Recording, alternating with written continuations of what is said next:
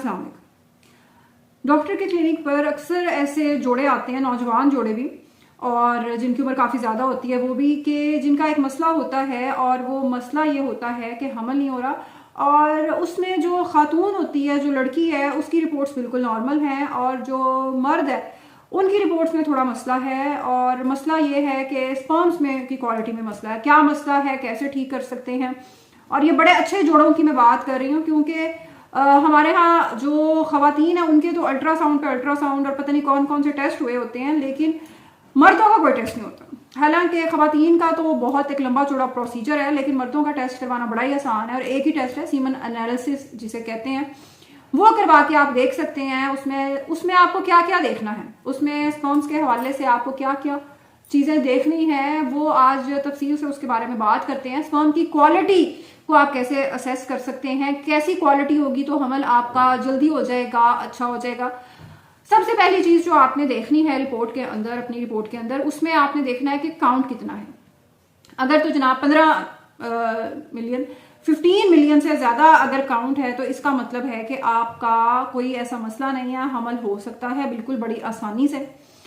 दूसरी चीज आप देखेंगे, और वो देखेंगे आप रिपोर्ट्स में, आपने अक्सर देखा होगा मोटिलिटी के ऊपर बहुत जोर दिया जाता है। मोटिलिटी का क्या मतलब है? मोटिलिटी का मतलब है चलना।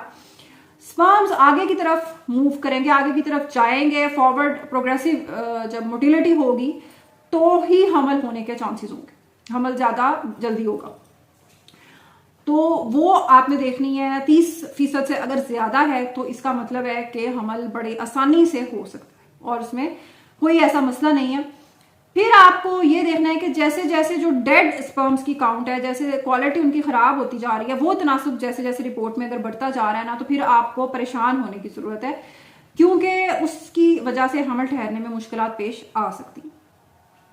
स्पर्म्स जिस्म में बनते कैसे हैं और क्या तरीका है, क्या सिस्टम क्या है, इसमें ये आप बुनियादी तौर पर समझ लें कि ये सारा सिस्टम शुरू दिमाग से होता है। जी हाँ, बड़ी अजीब सी बात आपको लगेगी, लेकिन बात यही है कि जो हमारे दिमाग का एक छोटा सा हिस्सा है, और वो सिर्फ मर्दों के स्पर्म बनने के अमल को नहीं, वो बेशुमार जिस्म की चीजों को कंट्रोल करता है। हाइपोथैलेमस या पिट्यूटरी ग्लैंड के नाम से आप उसे जानते हैं, आपने कई जगह पढ़ा भी होगा। ये छोटा सा हिस्सा बहुत सारे हार्मोन्स को, कितना जिस्म में बनना है, ज्यादा तो नहीं बन गए, कम बन रहे हैं, क्या करना है, ये सारे सिस्टम ये कंट्रोल करता है। तो आपके दिमाग से इसका सिलसिला शुरू होता है कि आपके जिस्म में स्पर्म्स किस क्वालिटी के बनने हैं।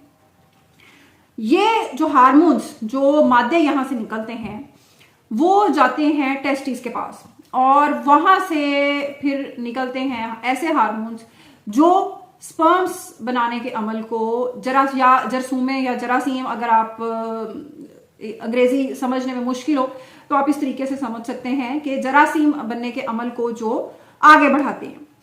तो वहां पे अगर सबसे पहले वाले स्टेप में, यानी अगर दिमाग पे ही कोई मसला हो गया है और उसको समझ नहीं आ रही, और हार्मोन जो मादा है वो जिस्म में कम है, लेकिन दिमाग को समझ नहीं आ रही, वो फिर भी काम नहीं बना रहा है, फिर आपके स्पर्म बनने के अमल में मसले आ सकते हैं। दूसरी चीज क्या हो सकती है कि दिमाग आपका बिल्कुल यहाँ पे सिस्टम बिल्कुल ठीक काम कर रहा है, लेकिन जो उसके बाद नीचे जा रहे हैं, टेस्टिस के पास जा रहे हैं हार्मोन, जो कीमियाई मादा आप उसे कह सकते हैं, वो जा रहा है, वो वाला सिस्टम खराब हो गया है, और वहां पे टेस्टिस उस तरीके से हार्मोन नहीं बना रही, वहां से स्पर्म ठीक तरीके से नहीं बन रहे। तीसरी चीज क्या है कि स्पर्म बन गए, सारा कुछ ठीक चल रहा है, लेकिन वो स्पर्म निकल नहीं पा रहे, वो प्रॉपरली, वहां पे कुछ ऐसा मसला पैदा हो गया है कि वहां से स्पर्म सही तरीके से नहीं निकल रहे, या ज्यादा स्पर्म्स अंदर ही वो जाया हो रहे हैं, डेड स्पर्म्स इस तरह हैं, तो उनका फिर फायदा नहीं है, क्योंकि वो हमल में तो उनका कोई फिर ऐसा किरदार बाकी नहीं रह जाता।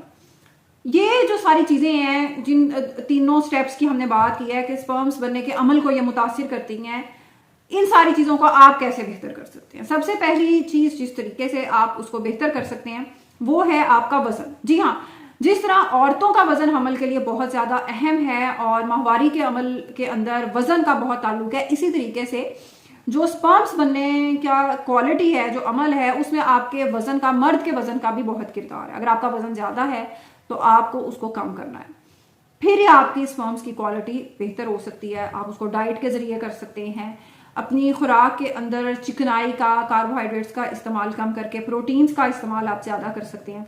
आप फ्रूट्स का, सब्जियों का, ख़ास तौर पे जो मल्टी वाइटामिन्स जिसके अंदर है, विटामिन B12 का पूरा एक आप पढ़ सकते हैं, वो फिर तो वीडियो बहुत B12 पे ही चली जाएगी।